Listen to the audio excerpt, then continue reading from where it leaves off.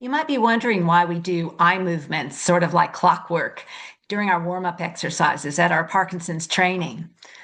Well, there's some good reasons for that. As obvious one is that we have to constantly observe when we're playing the game. So we need to rapidly move our eyes to track the ball. The ball can occur way up here somewhere. It could be to the right, could be to the left, could be just almost anywhere, obviously, but we need to carefully track it. That's only one reason, but that's a really important reason. Well, let's take a closer look at the science.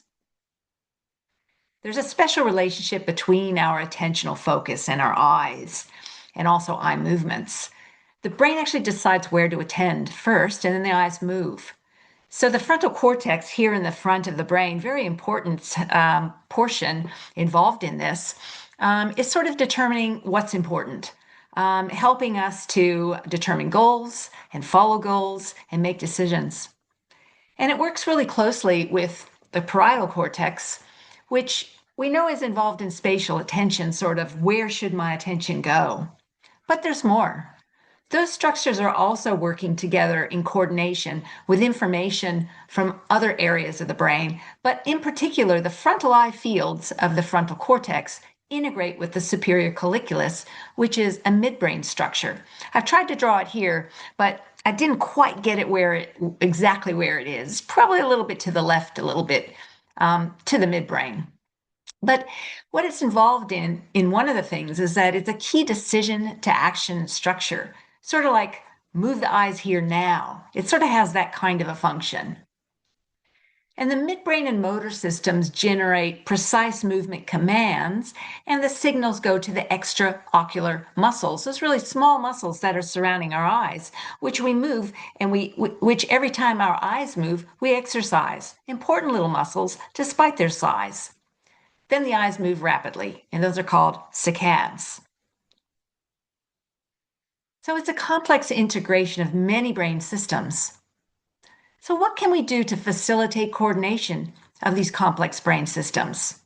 Well, one thing we can do is we can play table tennis.